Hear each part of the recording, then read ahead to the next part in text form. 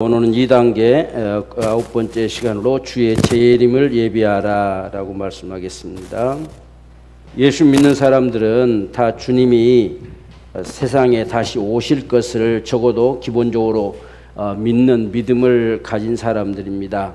그래서 오늘 우리의 신앙들은 항상 기본적으로 분명하게 예수 그리스도가 실제고, 그분이 죽으시고 부활하심도 실제고, 그분이 하늘로 올리우신 것도 실제고, 다시 오신다고 하심도 실제 이 역사 현장에 일어날 것을 우리는 믿어야 됩니다. 그게 오늘 저와 여러분의 믿음 되길 원합니다. 자, 우리 한 말씀 보겠습니다. 지금 하늘로 올리우신 예수님은 반드시 다시 오시리라 말씀하셨습니다. 예수님의 재림은 역사적 현실로 나타날 것입니다. 참, 예수님이 실제 나타나시면 어떨까요? 여러분 한번 생각해 보셨습니까? 하늘에 쫙 펼쳐지면서 주님이 나타나시면 우리가 볼 수 있는 그림만 가지고, 상상한 상상도 그림만 가지고 볼 수 있잖아요. 근데 실제 하늘로서 나팔 소리가 울려 퍼지고 우리의 몸이 호련히 변화돼서 하늘로 올려가고 하는 상황들을 직접 본다면 정말 놀라운 신비가 아니겠나 하는 생각이 듭니다. 세상 사람들은 이것을 보면서 정말 할 말을 잃겠지요. 어떻게 이런 일이 가능하냐, 이런 일이 있을 수가 있느냐, 이런 상황들, 실제 역사의 현장 속에 나타날 바로 실제 사실이다라고 하는 것을 분명히 우리 확신하기를 원합니다. 주를 믿는 성도에게 있어서 가장 복된 소망은 그리스도의 재림입니다. 주님이 다시 오신다고 하는 것이 저와 여러분들 속에 이 소망이 복된, 가장 우리에게 축복된 삶이, 축복된 순간이 주님 다시 오시는 그날을 배우는 것이다. 그래서 이것을 우리가 참 가장 복된 소망이다라고 가질 수 있어야 됩니다. 주님 반드시 오신다. 사실상 초대교인들, 초대 예루살렘 교회 그때 상시에 보는 사람들 보면 그때부터 주님 오실 것이라고 믿었어요. 그래서 그들은 주님이 곧 오실 것이다. 우리가 데살로니가전서에도 보면 주님이 곧 오실 것이다. 근데 벌써 2000년이 지났잖아요. 곧 오신다는 게 2000년이 지났어요. 그러니까 초대교회 신앙은 예수님이 곧 오신다는 이 믿음 속에 살았다는 이야기예요. 오늘 저와 여러분들도 항상 그런 동일한 믿음이 돼야 돼요. 그래서 항상 주님이 반드시 곧 오신다, 이런 믿음. 그래서 주님 다시 오실 그날을 정말 우리가 사모하고 갈망하는 이런 속에서 우리 삶이 펼쳐져야지, 예수님 오시려면 당당 멀었다 되면은 우리 마음이 해이해지죠.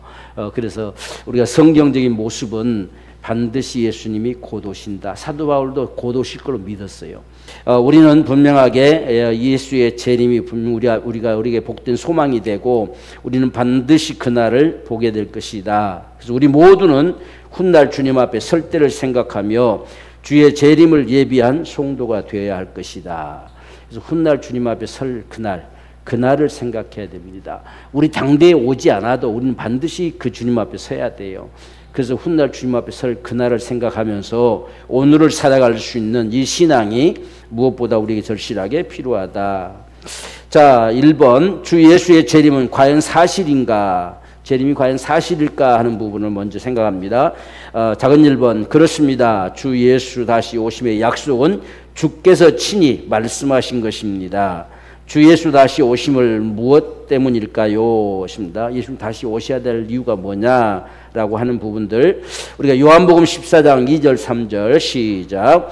내 아버지께 집에 거할 곳이 많도다. 그렇지 않으면 너희에게 일렀으리라. 내가 너희를 위하여 초소를 예비하러 가느니 가서 너희를 위하여 초소를 예비하면 내가 다시 와서 너희를 내게로 영접하여 나 있는 곳에 너희도 있게 하리라. 아멘. 주님이 가시면서 하신 말씀, 난 초소를 예배하러 간다. 너희 초소, 너희가 거할 초소를 예배하러 간다. 그게 다 예비가 되면 내가 다시 와서 너희를 나 있는 곳에 있게 할 것이다.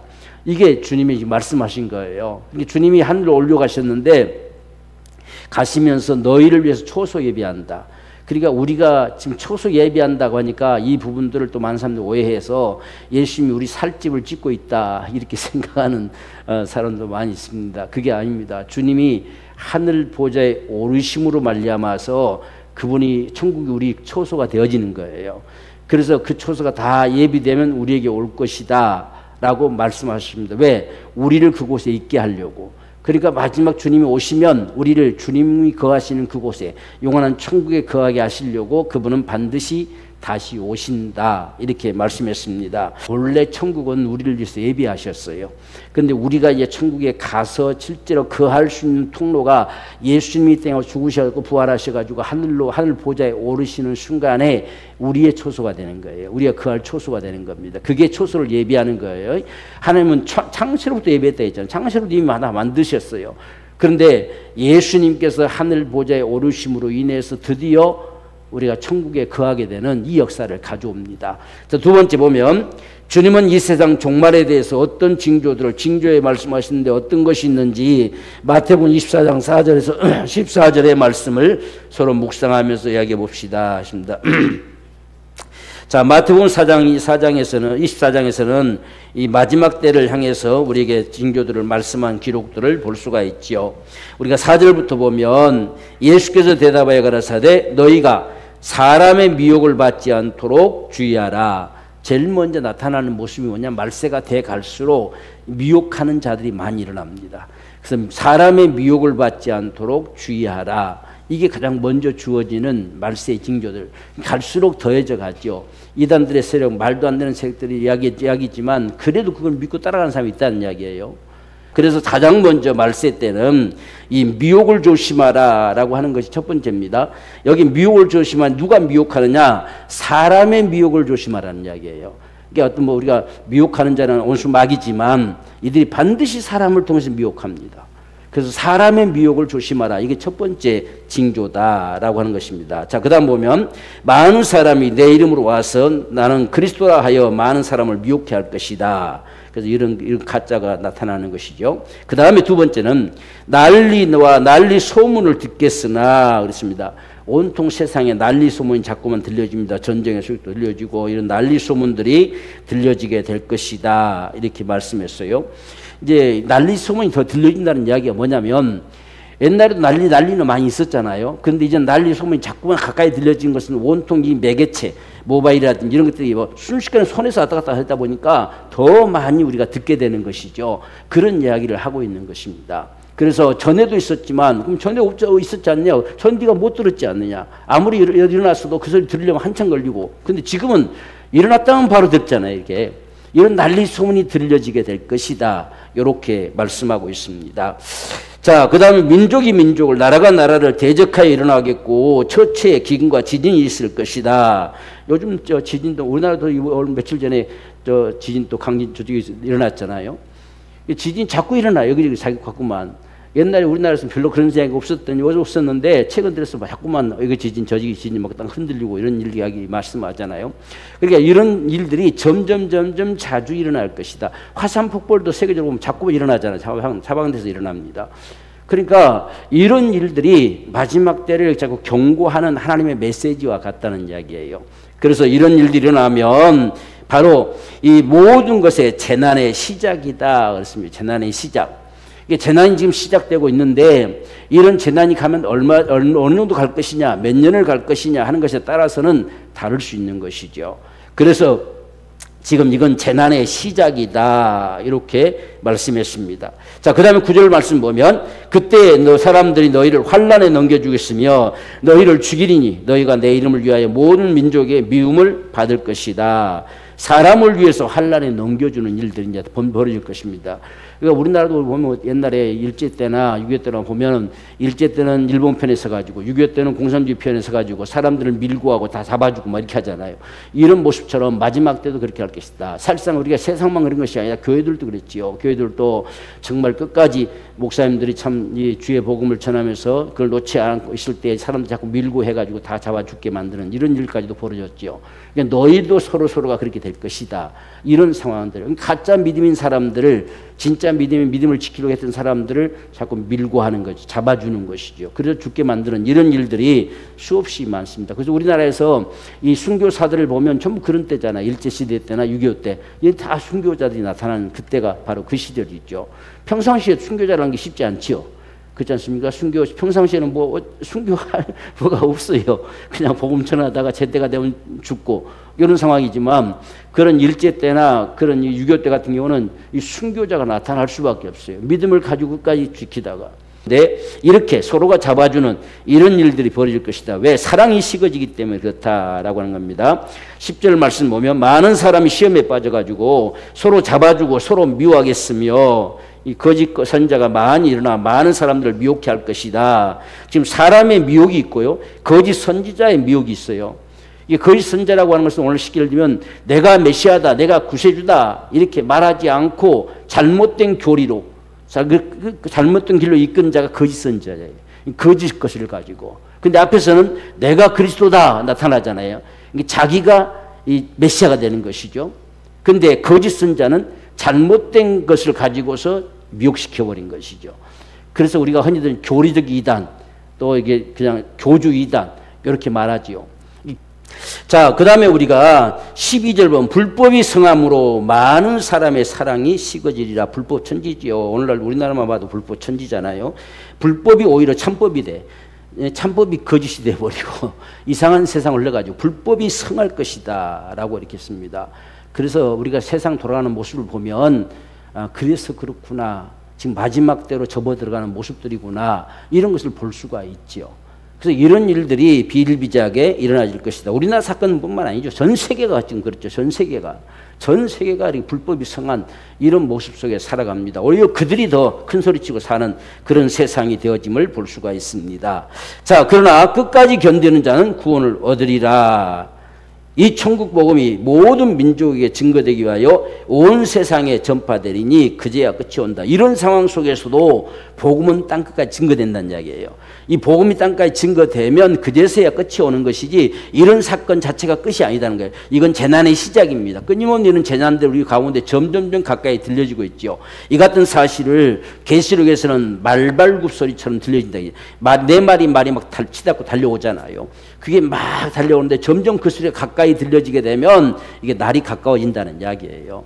바로 이런 모습처럼 이런 징조들은 재난의 세상의 끝이 아니고 시작이다. 시작되고 있다. 다 시작되고 있다. 그런데 끝은 언제냐? 복음이 땅까지 전파되면 그제야 끝이 온다. 그러니까 하나님의 관심사는요, 복음에 있어요. 우리가 우리 앞에 어떤 상황이 놓여져도 우리는 끊임없이 복음을 전하고 주님 오실 때까지 복음을 전하는 거지요. 그래야 끝나는 거지요. 그래서 땅까지 복음이 전파되면 그제야 끝이 온다. 이렇게 말씀했어요. 그러니까 지금 여기서 우리가 계시록에서도 네 마리 달려오는 모습을 볼 때 제일 먼저 달려오는 말이 흰말이잖아요. 이 흰말은 적그리스도예요. 오늘 성경이 말씀하신 건 사람의 미혹을 조심하라 한 것처럼 그리스도로 가짜 그리스도로 나타나는 적그리스도들. 그러니까 이 흰말이 나타나고 두 번째는 붉은 말이겠죠. 붉은 말은 전쟁을 이야기하는 거거든요. 이 난리 소문, 전쟁의 소문, 민족이 민족, 나라가 나라를 다 대적해서 일어나는 이런 전쟁의 소문. 그 세 번째는 이제 검은 말, 기근, 지진, 바로 이런 부분을 검은 말로 표현했죠. 그리고 청황색 말, 이건 바로 죽음의 요소들, 질병들, 이런 전염병들 이런 걸 다 포함해서 청황색 말로 보여주고 있습니다. 이런 네 말이 세상을 질주하고 있다는 이야기예요. 그 질주하는 세계 속에 교회가 있는 거예요. 그래서 교회의 사명이 뭐냐? 교회의 사명은 끊임없이 주님 오실 날까지 복음을 전하는 거. 주님의 관심은 거기에 있어요. 이 복음이 땅까지 흘러가면 끝이라는 거예요. 그래서 오늘 우리는 이러한 징조들을 바라보면서 세상이 그래서 그렇구나라고 하는 사실들을 적어도 보면서 우리가 주님 오실 때가 점점 가까워지는구나. 지진 소리도 여기도 지진, 저기도 지진, 화산이 여기도 폭발, 저기도 폭발, 자꾸 이러면서 가까이 들려질수록 이건 주님이 오실 때가 가까워져 간다라고 하는 사실을 보게 됩니다. 오늘날 복음도요 거의 다 들어갔죠. 이제는 부족들 중에서 일부만 남아있을 정도예요. 복음이 거의 다 들어갔어요. 우리가 성교사님들을 보면 참 어려운 오지 같은 데 들어가가지고 정말 죽음을 각오하고 복음을 전하는 분들도 많이 있잖아요. 이렇게 복음이 다 들어갔습니다. 그러니까 지금 복음이 전파되는 것과 세상에 나타나지는 징조들을 이렇게 비교해 봤을 때에 멀지 않지 않겠나 이렇게 우리가 바라볼 수가 있어요. 어때요? 여러분 당대에 오실 것 같아요? 안 오실 것 같아요? 주님이 과연 우리 당대에 오실까? 오시면 좋겠어요? 안 오시면 좋겠어요? 복잡한 세상 오시면 더 좋을 것 같아. 그렇죠? 염려거리 다 사라지고 그냥 오시면 그건 다 끝나잖아요. 그분이 오시면은.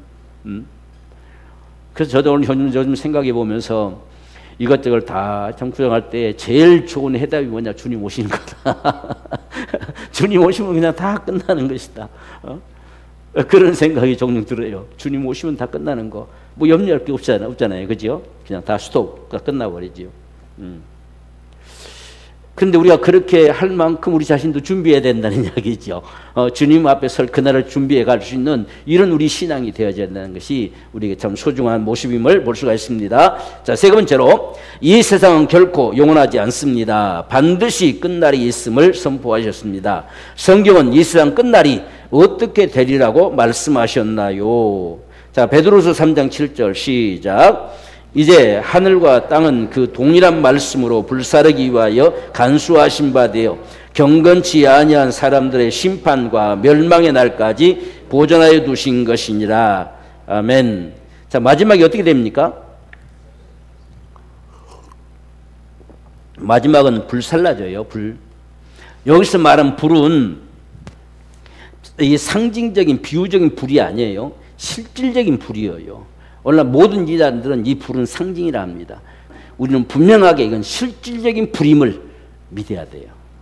그래야 우리가 이런 것이 분명해졌을 때에 어떤 거짓 것에 안 속아 넘어가는 것이죠.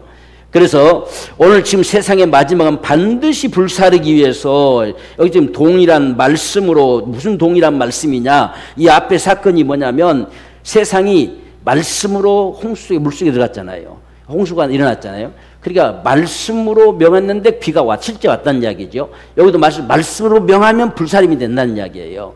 이게 뭘로 불살라질 것이냐? 한참 우리가 한 10여 년, 한 20년 전에는 다 원자 폭탄이 다 투하돼가지고 세상이 망할 것이다. 이런 이야기를 많이 했어요. 근데 지금은 그런 이야기 안 해요. 하나님은 그냥 간단해요. 말씀만 해도 불살라져 버릴 수 있어요.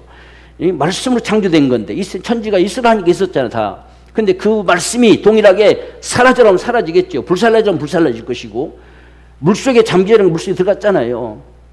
근데 실제 이 세상을 불살릴 수 있는 요소들이요 수없이 많아요. 우리가 이 땅 속에도 불천지잖아. 다 불로 돼 있잖아. 그리고 실제 우리가 흙으로는 얼마 안 됐어요. 불의 깊이가 더 깊어요. 이 흙의 두께보다 이 뭐 지질층이 있잖아요. 요 두께보다 불의 두께가 더 크다는 말이에요. 그러니까 지구는 이것만 그냥 지각 변동이 일어나서 움직여지면 불이 솟구쳐버린 거죠. 그게 자체적으로도 다 불살라질 수 있어요. 그러니까 불로서 멸한다는 것은 간단한 일입니다. 아주 간단한 거예요. 하나님께서 목성 하나만 야 날라가 때려라 하고 끝나잖아요. 불살라져 버린 거잖아요. 그것도 태양도 불을 뿜어버리겠다 하잖아요. 지금 태양이 여러분 지금도 태양 불 뿜다 했죠, 그죠? 이 태양풍이라 하잖아요. 태양풍이 계속 지구에 날라옵니다.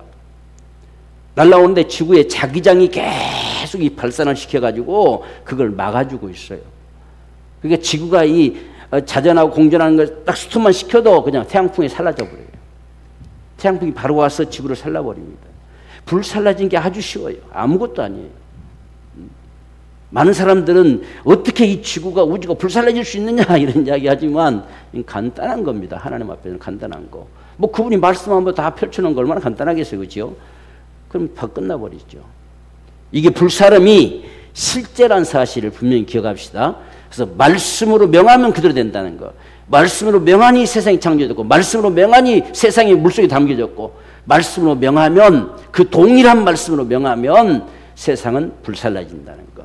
이게 마지막 때 반드시 되어질 세상임을 보여주고 있습니다. 자, 그래서 우리는 이 땅에 영원한 소망을 둘 수가 없죠.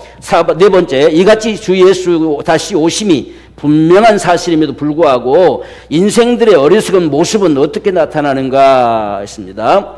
우리가 마태복음 24장에 보면 37절에 노아의 때와 같으리라 했습니다. 노아의 때 무슨 일이 일어났느냐라고 하는 겁니다.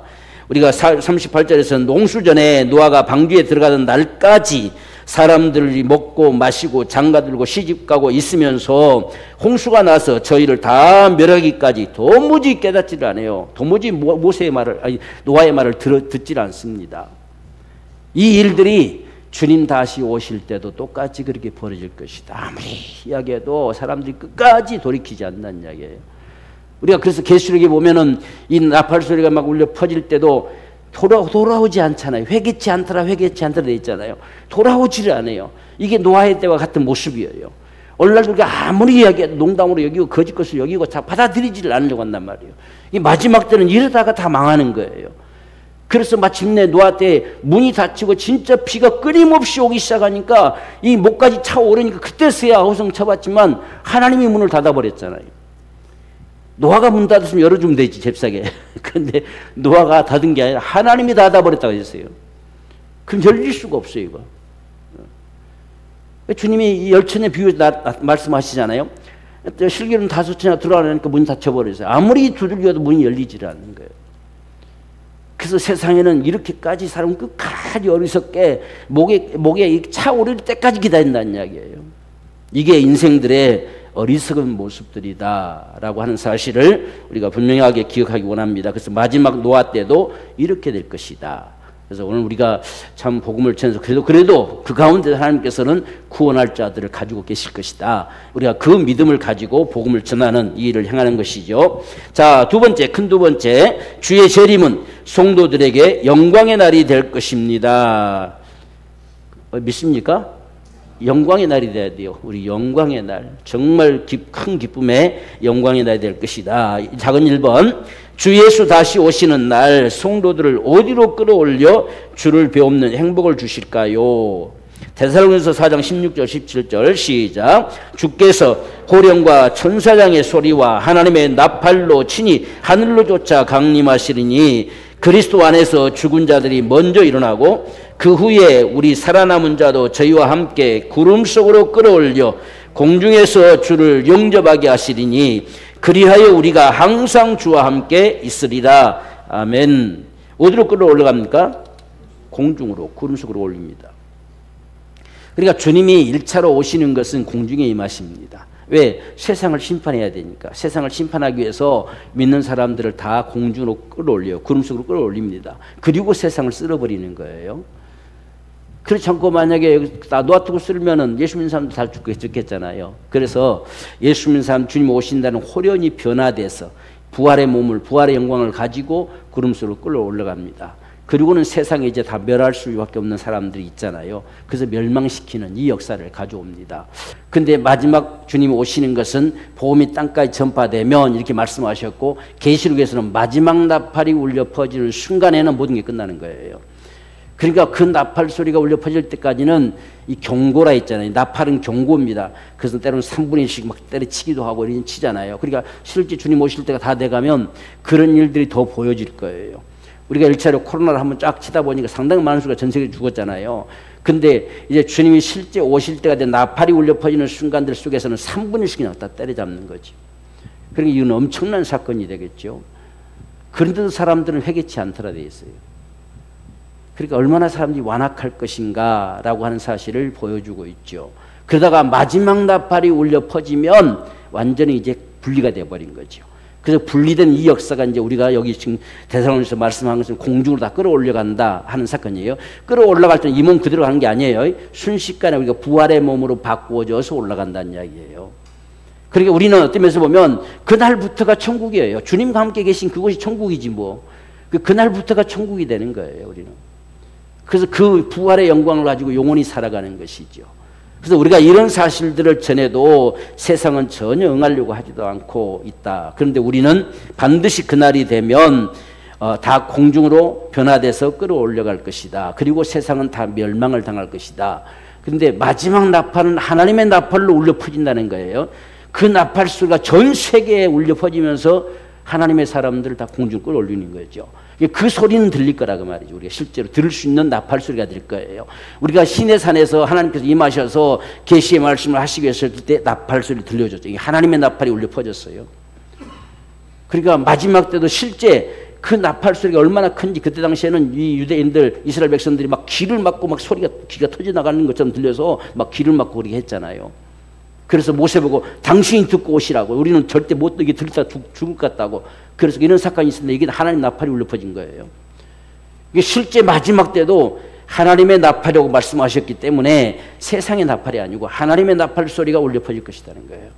그 소리가 울려 퍼져오면 세상은 끝이 난다. 그때 우리는 공중으로 올려간다라고 말씀합니다. 그렇게 올려놓고 그 다음에 이제 마지막 7 대접 심판으로 쓸어버린 거죠. 하나하나 엎어버린다. 다 엎어버린 거죠. 이렇게 쓸어버린 역사가 바로 7 대접의 심판으로 이어짐을 볼 수가 있습니다.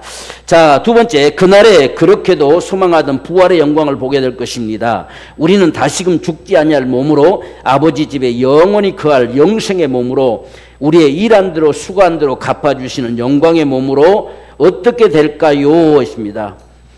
어떻게 됩니까? 우리 읽어봅시다. 시작. 보라, 내가 너에게 비밀을 말하노니 우리가 다 잠잘 것이 아니요 마지막 날팔에 순식간에 홀연히 다 변화하리니 나팔 소리가 남의 죽은 자들이 썩지 아니할 것으로 다시 살고 우리도 변화하리라. 부활의 영광의 몸으로 다시 변화한다는 이야기예요. 그러니까 우리가 주님 다시 오실 때까지 이렇게 살다 보면 우리가 순식간에 이게 바꿔지겠죠. 부활의 몸으로. 가장 아름다운 몸으로 바꿔질 거예요. 그래서 그날에 가장 영광스러운 모습을 얻게 될 것입니다. 그래서 저는 이제 부활의 영광이라고 했을 때에 반드시 우리가 고린도서 보면 별과 별의 영광이 다르고 별과 해와 영광도 다르고 다 다르다 한 것처럼 너희 부활이 이와 같을 것이 했거든요. 그러니까 부활의 영광의 모습이 다 달라서 상급이 되지 않겠나 그런 생각을 합니다. 그래서 부활의 영광의 모습들이 다 똑같은 것이 아니라 뭔가 다를 거라는 거지. 그 빛의 광채가 다르든지 어떤 모습이 다르든지 분명히 다 그 영광이 다른 것이다. 우리가 별도 똑같은 별 같지만 어떤 더 밝은 별이 있고 덜 밝은 별이 있고 하잖아요. 그죠? 더 큰 별도 있고 작은 별도 있고 또 해와 달과 별이 다 각각 영광이 다른 것처럼 우리의 부활도 그러하리라 됐어요. 그러니까 부활의 영광의 모습이 하나님이 우리의 상급을 주시는 그 행함을 따라 역사하시는 영광이 되지 않겠는가 이렇게 우리가 생각해 볼 수가 있습니다. 거기서 우리가 그냥 멸관이라니까 다 머리 하나 받아 쓰고 둘 받아 쓰고 다 쓰고 그렇게 다닌 것이 아니라 부활의 영광 자체가 멸관이 되어서 그런 은총을 입지 않겠나 그런 생각을 해봅니다. 정확하게 성경 기록되지 않았으니까 모르지만 부활의 영광이 반드시 다르다고 말씀하셨어요. 그러니까 분명히 각자의 행한 모습들이 다 다르게 되겠죠. 그죠? 그 영광이 다르다는 사실을 기억하고 우리는 그 부활의 영광을 소망하는 것입니다. 자, 세 번째로 마침내 우리를 위하여 예비하신 어디에 영원히 거하는 영생의 삶을 누리게 될까요? 했습니다. 자, 마태복음 25장 34절에 그때의 임금이 그 오른편에 있는 자들에게 이르시되 내 아버지께 복받을 자들이여 나와 창세로부터 너희를 위하여 예비된 나라를 상속하라. 마침내 하나님께서 예비하신 그 나라를 상속합니다. 이것을 내 아버지 집이라고 요한복음 14장에서 말했죠. 내 아버지 집에 거할 곳이 많도다. 그러니까 누가 가느냐? 자녀된 자만 갑니다. 아버지 집이라 칭했기 때문에 하나님을 아버지라 부를 수 있는 자만 가는 곳이 천국이에요. 그래서 하나님을 다 아버지라 부를 수 있어야지 가서 아저씨 부르면 안 되잖아요. 그렇죠? 그러니까 아버지 집 가는 겁니다. 아버지 집. 그래서 아들 된 자들이 다 거기 함께 거하는 이 역사들이 바로 천국이다. 자, 네 번째. 그러나 예수 없는 자, 믿지 않는 자들에겐 저주와 고통이며 어떠한 형벌을 받게 될까요? 데살로니가후서 1장 8절 9절 시작. 하나님을 모르는 자들과 우리 주 예수의 복음을 복종치 않는 자들에게 형벌을 주시니니 이런 자들이 주의 얼굴과 그의 힘의 영광을 떠나 영원한 멸망의 형벌을 받으리로다. 영원히 멸망. 천국에서 우리 영혼이 있지만 멸망도 영혼이에요. 그러니까 우리는 부활의 영광을 받는 순간에 그 모습으로 영원합니다. 근데 우리가 영혼이 멸망할 자들은 숨 떨어진 순간부터 그는 멸망입니다. 그리고 성경에 보면 마지막 다시 또 그들도 부활로 나와요. 우리는 생명의 부활이고 죽은 사망의 부활로 나옵니다. 그래서 마침내 영원한 불못에 던져넣는 이것이 하나님의 최후의 역사인 것을 나타내 주고 있지요. 그래서 지금 현재 속한 부분들은 흔히들 구체적으로 이야기하면 예수 믿는 사람들은 지금 낙원에 거한다 이렇게 칭하는 거예요. 그러니까 천국의 영혼들의 거처가 낙원이라고 칭하는 거예요. 주님 다시 오실 때 우리는 부활할 것이기 때문에 그래서 낙원들의 처소를 천국의 영들의 처소를 영혼의 처소를 낙원이라고 칭합니다. 그럼 지옥의 영혼들의 처소는 음부라고 칭하는 거예요. 그래서 낙원과 음부가 있습니다. 그래서 오늘 우리가 주님께서도 나와 함께 오늘 낙원에 있으리라 했잖아요. 왜? 그들이 부활의 몸이 아니니까 영들로 거야 되기 때문에 그래서 낙원에 있으리라 이렇게 한 겁니다. 근데 부자는 음부에 들어갔다 했잖아요. 그죠? 근데 음부 가운데서도 똑같이 고통당하고 있잖아요. 음부라고 해가지고 불의 고통을 안 당하는 것이 아니라 지옥의 영들의 거처입니다. 그러니까 낙원은 천국의 영들의 거처고, 그러니까 그 낙원에 있으면서 우리는 그 천국의 복을 누릴 수가 있죠. 이들은 음부에 있으면서 지옥의 고통을 누리는 거지, 그 맛보는 거죠. 이런 모습들 똑같다 그 말이죠. 그래서 우리가 믿지 않는 자, 예수님이 없는 자들에게 멸망의 형벌을 주신다 이렇게 칭했습니다. 그리고 마태복음 25장 41절 시작. 또 왼편에 있는 자들에게 이르시되 저주를 받은 자들아 나를 떠나 마귀와 그 사자들을 위하여 예비된 영영한 불에 들어가라. 마침내 어디로 가느냐? 멸망의 형벌은 영영한 불에 들어가는 것이다. 그래서 우리가 잘 아는 대로 지옥은 사람을 위해서 만든 곳이 아니에요. 마귀와 그의 사자들을 멸하려고 만든 곳이 지옥입니다. 그런데 이들이 다 마귀의 하수인들이고 마귀의 것이 돼가지고 너희도 들어가라 이렇게 한 거예요. 사람을 위해서는 천국 만드셨어요. 이 타락한 전사들을 위해서는 지옥을 만들고, 그런데 그들에게 다 미혹돼서 살아가는 이들은 너희도 들어가라 하는 거예요. 마지막 결론이 그렇습니다. 그래서 우리가 그들을 끊임없이 살리려고 복음을 전하는 거죠. 이 복음의 소리를 듣고 믿는 자는 반드시 산다는 거지요. 바로 그래서 복음이 전파되는 것이 얼마나 큰 참 하나님의 역사인가 하는 것을 보여주고 있습니다. 자, 그 다음에 세 번째로, 큰 세 번째. 그러므로 우리는 어떠한 사람이 되어야 할까요? 예수님이 재림이 진실이라고 한다면 과연 우리는 어떠한 사람이 되어야 할까? 첫 번째, 훗날 주님 앞에 설 때를 생각하며 그날을 간절히 바라보고 사모하는 자가 되어야 됩니다. 그날이 우리가 반드시 바라봐야 돼요. 그날이 소망이 돼야 돼요. 주님 반드시 다시 오신다는 거, 바로 이것을 오시되 우리 적어도 당대에 오신다는 것을 믿어야 됩니다. 왜냐하면 우리는 영원할 수 없잖아요. 주님 오시면 늦어질 수 있을지라도 우리는 우리 생애로 끝나기 때문에 우리가 주님 앞에 이걸 가지고 서야 돼요. 우리 한 생애를 살아왔던 이걸 가지고 주님 앞에 서야 하기 때문에 우리는 그날을 생각하면서 오늘을 사는 거예요. 이게 우리에게 참 중요한 모습이죠. 자, 그래서 베드로후서 3장 11절 13절 보면 시작. 이 모든 것이 이렇게 풀어지리니 너희가 어떠한 사람이 되어야 마땅하뇨. 풀어진다는 이야기는 다 불살라진다는 이야기예요. 다 불살라지고 불못 속에 다 들어가게 될 텐데 너희가 어떤 사람이 되어야 되겠느냐라는 말씀입니다. 거룩한 행실과 경건함으로 하나님의 날이 임하기를 바라보고 간절히 사모하라.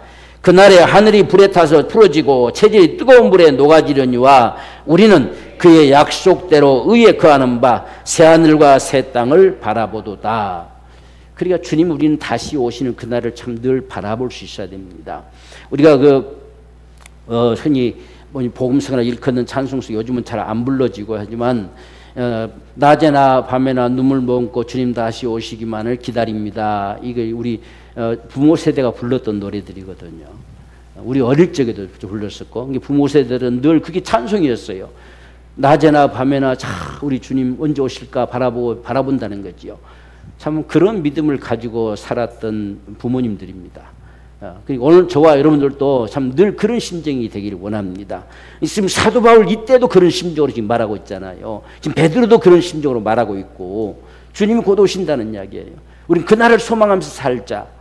이렇게 지금 말씀하고 있는 모습을 보게 되지요. 그래서 우리는 주님 다시 오심으로 인해서 마침내 이 땅이 아니고 새하늘과 새 땅이 되어지는 영원한 천국에 우리는 거하게 될 것임을 볼 수가 있습니다.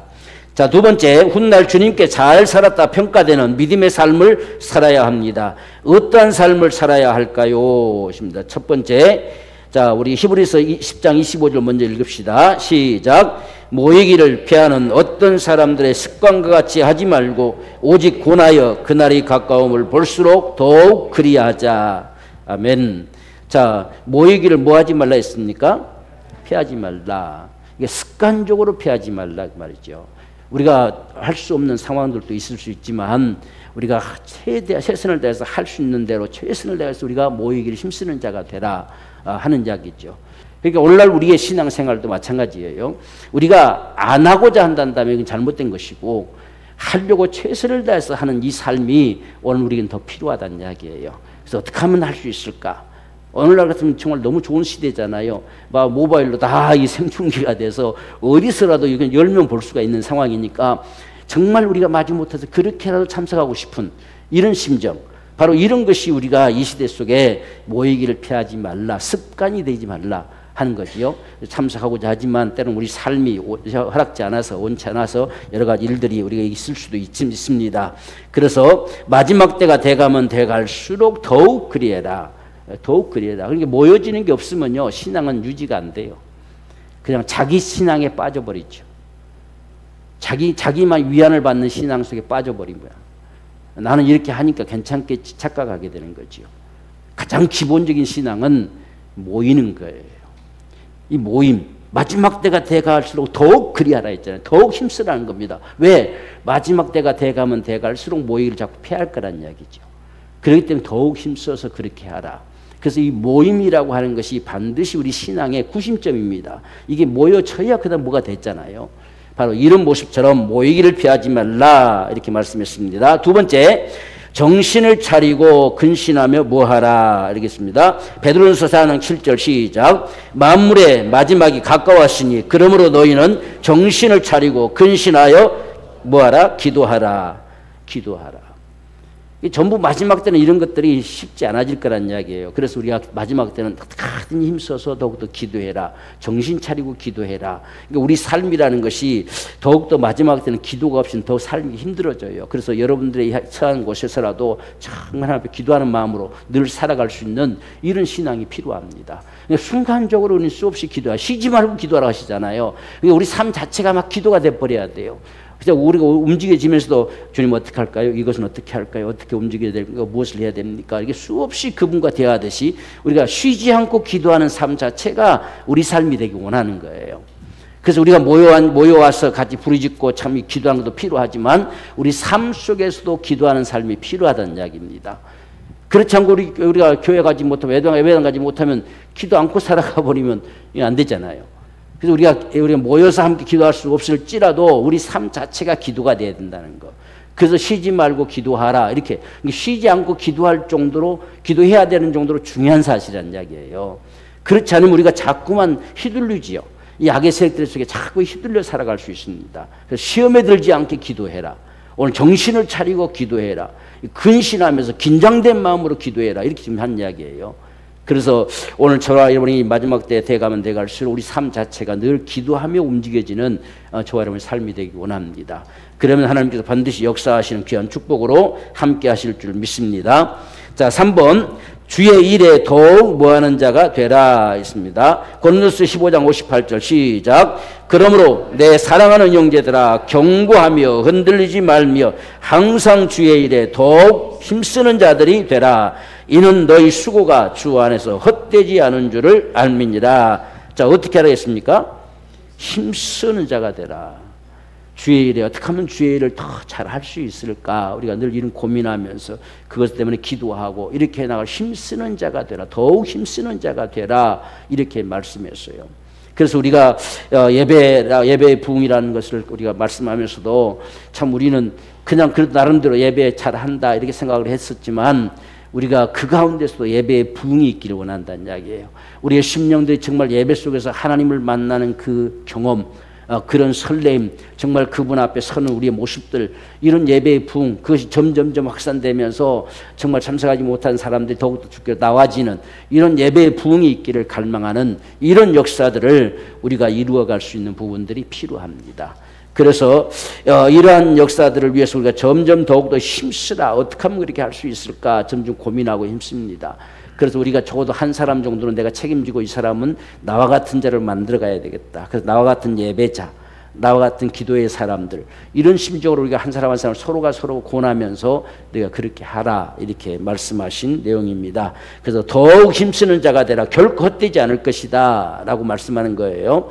앞서서 말씀드린 것처럼 부활의 영광의 모습을 반드시 얻게 되겠지요.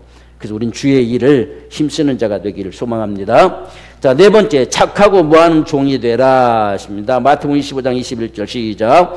그 주인이 이르되 잘하였도다 착하고 충성된 종아, 네가 작은 일에 충성하였으며 내가 많은 것으로 네게 맡기리니 내 주인의 즐거움에 참여할지어다 하고, 자, 잘하였도다 착하고 충성된 종이 되라. 그러니까 주님 앞에 우리가 충성된 자로 살아간다. 이런 삶이 지금 마지막 때를 향해서 나아가는 우리의 삶이 되어야 된다. 그래서 우리가 열심히 정말 주님 앞에 충성되게 살고자 하는 이런 간절한 마음이 우리에게 무엇보다 필요합니다. 자, 세 번째, 무엇보다 우리에게 중요한 것은 전도자의 삶을 사는 것입니다. 주님께서 하늘로 올리시면서 다시 오실 그날까지 우리에게 부탁하신 일은 어떠한 자의 삶입니까? 했어요. 자, 사도행전 1장 8절 시작. 오직 성령이 너희에게 임하시면 너희가 권능을 받고 예루살렘과 온 유대와 사마리아와 땅 끝까지 이르러 내 증인이 되리라 하시니라. 예수의 증인된 사람들, 저도 예수의 소식을 전할 수 있는 사람들, 예수님을 자랑할 수 있는 사람들, 예수의 소문을 듣고 다 주님께 나오잖아요. 예수의 소문을 자꾸 퍼뜨려낼 수 있는 예수의 증인된 자가 되라라고 이렇게 말씀합니다. 자, 마태복음 28장 18절 20절 시작. 예수께서 나와 일러 가라사대 하늘과 땅의 모든 권세를 내게 주셨으니 그러므로 너희는 가서 모든 족속으로 제자를 삼아 아버지와 아들과 성령의 이름으로 침례를 주고 내가 너희에게 분부한 모든 것을 가르쳐 지키게 하라. 볼지어다 내가 세상 끝날까지 너희와 항상 함께 있으리라 하시니라. 아멘. 지금 제자를 삼으라 하죠. 너희가 가서 이 가야 만나지 사람들을. 너희는 가서 있습니다. 가서 모든 족속으로 제자를 삼아 아버지와 아들과 성령의 이름으로 침례를 주고, 거기서 끝나는 것이 아니죠. 그 다음에 내가 너에게 분부한 모든 것을 가르쳐 지키게 해라. 다른 사람을 제자 삼을 수 있는 제자가 되어져야 된다는 이야기죠. 그리하면 세상 끝날게 되고 항상 함께한다. 하늘과 땅의 권세를 가지신 자가 함께한다. 지금 이 이야기입니다. 그러니까 오늘 저와 여러분들이 적어도 복음을 우리가 전하고자 했을 때는 하늘과 땅의 권세를 가지신 자가 나와 함께하는 거예요. 그래서 우리의 복음을 듣는 자들이 믿게 되어지는 그러한 역사들을 가져올 것이다. 그래서 마지막 우리가 세상에 참 주의 귀한 일을 해야 된다는 사실 속에서는 이 복음이 증거되는 거지요. 우리가 세상 끝날도 땅까지 복음이 전파되면 끝이 온다 했잖아요. 이게 복음에, 주님의 관심사는 복음에 있어요. 이 복음이 얼마만큼 전파돼서 됐다라고 끝을 내실 것인지 그분에게 있는 것이죠. 근데 반드시 복음이 땅까지 전파되면 끝이 온다 이렇게 말씀하셨기 때문에 오늘 저와 여러분들이 주님 다시 오실 때까지 우리에게 기대하는 것은 예수의 증인된 삶이다. 그래서 우리가 사도행전 1장 8절도 주님이 하늘로 올리시면서 하는 이야기잖아요. 반드시 그분은 가심을 본 그대로 반드시 오신다. 그래서 그 전에 성령이 오시면 권능 받아서 내 증인 되라. 이렇게 말씀하는 이야기입니다. 그러니까 주님 다시 오시는 날까지 우리가 해야 될 일이 뭐냐 하는 것은 복음 전도다는 이야기죠. 그래서 우리가 참 이 세상 가운데 살아가면서 복음을 전파하는 이 일이 우리 삶 속에서 끊임없이 일어나지는 귀한 축복이 되어지기를 소망합니다. 자, 그러므로 우리 모두는 훗날 주님 앞에 설 때를 생각하며 오늘을 사는 자 되십시다. 우리의 인생은 훗날 주님께서 뭐라 평가하실 것인가 하려고 하는 것이 우리에게 중요한 문제입니다. 훗날 주님이 나에게 뭐라고 하실까라고 하는 모습이 참 중요하다라고 하는 것입니다. 늘 우리가 이 사실들을 인식하며 살아가는 것이 중요합니다. 오늘 나의 삶을 두고서 주님께서 훗날 뭐라고 말씀하실까? 앞에서 말한 것처럼 잘했다라고 말씀해 주실까? 우리 기대는 그거지요. 주님이 그래 잘했다, 수고했다 이렇게 해주시면 얼마나 좋겠어요. 너 왜 그렇게 살다 왔냐? 참 불행하겠지요, 그렇죠? 그래서 주님께서 잘했다, 참 잘했다, 수고했다 이렇게 말씀해 주시면 우리가 더할 나위 없이 큰 기쁨이 되는 축복이 되겠지요. 주 예수 다시 오심을 예비하는 거룩한 성도의 삶을 사십시다 이렇게 했습니다. 자, 오늘 저와 여러분들이 주님 다시 오심이라고 하는 것이 분명하게 우리에게 이루어지기를 원합니다. 그래서 우리가 은혜 나눔 속에 보면 오늘 배운 말씀을 통해 은혜 또 새롭게 깨닫는 바 있으면 서로 나눠봅시다 이렇게 했고, 두 번째는 훗날 주님 앞에 설 때를 생각하며 오늘 우리는 어떤 삶을 살아야 할까요? 당신의 각오를 한번 써보십시다. 여러분들 한번 집에 다 써보세요. 그리고 마지막에 요한계시록 강해 설교 영상을 하나하나 여러분 한 번씩 들어보면서 다시 한번 우리가 주님 다시 오심을 예비해 갈 수 있는 그런 시간들이 되면 더욱더 좋을 것이다 라고 하는 것을 이렇게 은혜 나눔을 통해서 이러한 모습들이 실제 우리 가운데 이루어지기를 원합니다. 자, 어떠든지 오늘 저와 여러분들은 주님 다시 오심을 예비하는 심정으로 훗날 그분 앞에 선다는 반드시 이 사실을 기억하고 오늘을 살아갈 수 있는 오늘 저와 여러분의 모두의 삶이 되기를 우리 간절히 소망하면서 우리가 주님 앞에 기도하기 원합니다. 그래서 이 마지막 때를 향해서 더욱더 우리가 복음을 전하게 하시고 주님 구원받을 자들을 우리에게 붙여주시어서 한 영혼 한 영혼들을 더욱더 구원하는 역사들을 이루어갈 수 있도록 축복해 주옵소서. 우리 간절한 마음으로 함께 기도하겠습니다.